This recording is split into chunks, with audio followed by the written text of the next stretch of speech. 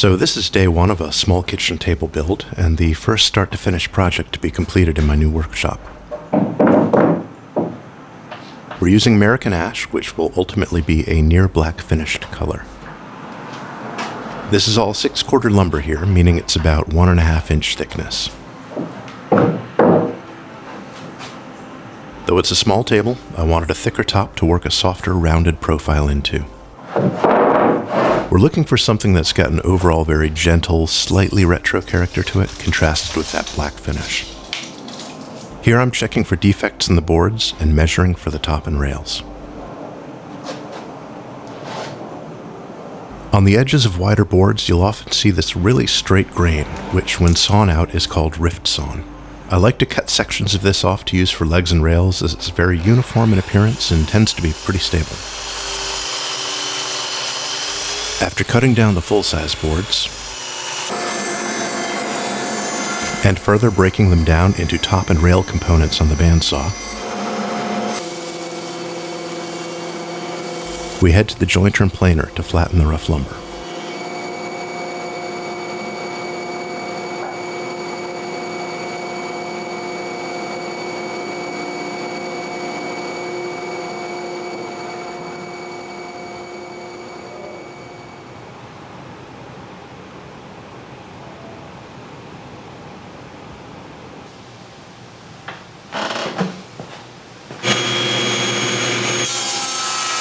Here, we are cutting the milled lumber into the appropriate widths for the top on the table saw.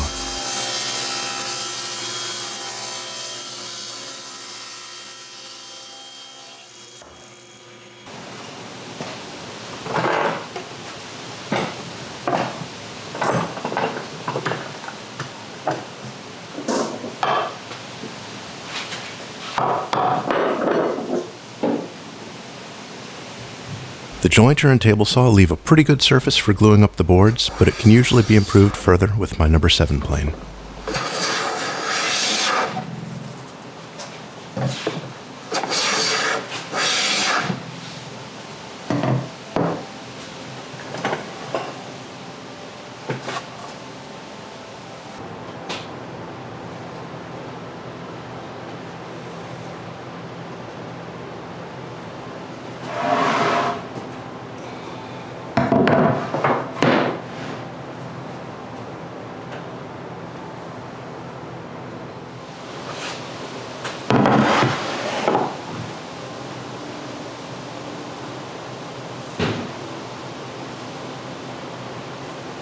Once layout for the top is decided on, I draw a triangle to reference from.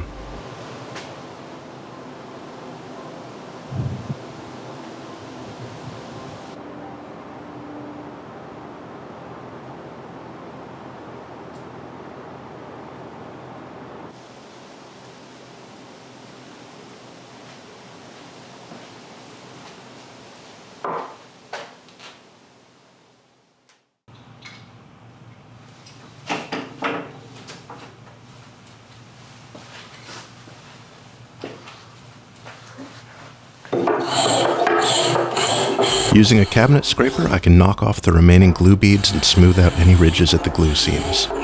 This is actually pretty satisfying.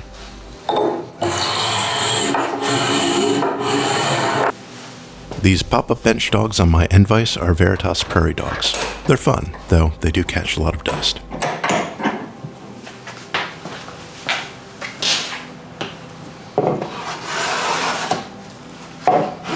A few passes with the 4.5 smoothing plane gets rid of any milling marks and leaves us with a surface that's ready for finish.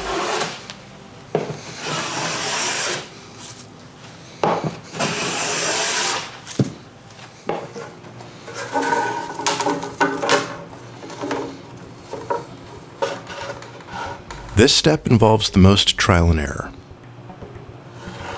It's time to draw up the curves for the top. This is my curve drawing method. I'm useless with SketchUp and always needed extra help with math, so this is the kind of thing I get into. I've milled up a strip of thin maple, and by taping stops to the workpiece, I can bend the strip evenly to the center point and trace on a line.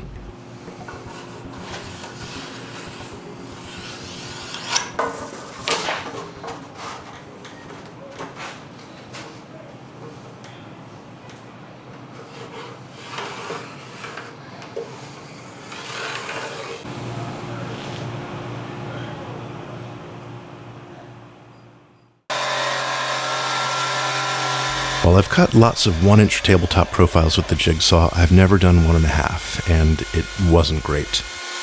Not shown, a couple hours with rasp, spoke shave, and belt sander, fixing the aftermath of a flexing and wandering blade before I could get to the router to start the first stage of edge profiling.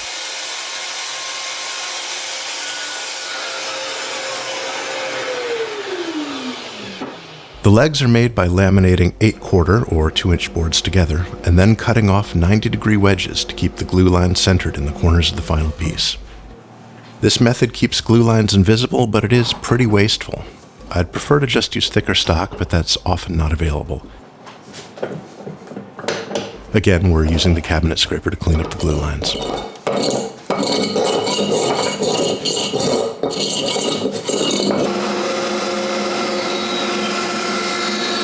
The leg stock is cut into blanks aligned around those glue lines on the bandsaw. Those blanks then get cleaned up on the planer and table saw. Once dimensioned, I can draw on the leg profile and mark out joinery. I'm not really measuring here. The legs being splayed on both axes mean there are all these slight angles to measure around, and it's easier just to put the pieces where they belong and mark them in place.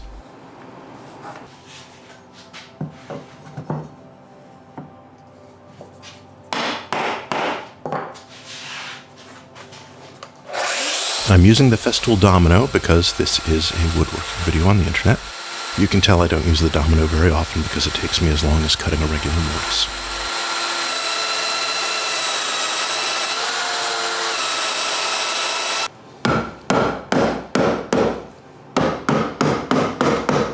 After a quick dry fit, I can begin to shape the legs.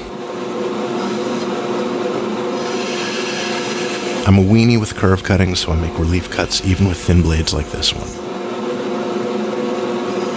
And guess what? The blade still broke.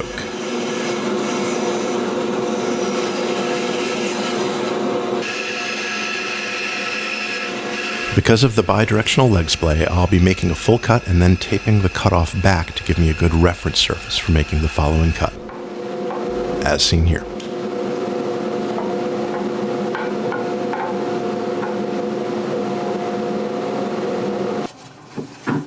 I've made an MDF template to use on the router table, where I can use a pattern bit to quickly make the legs uniform.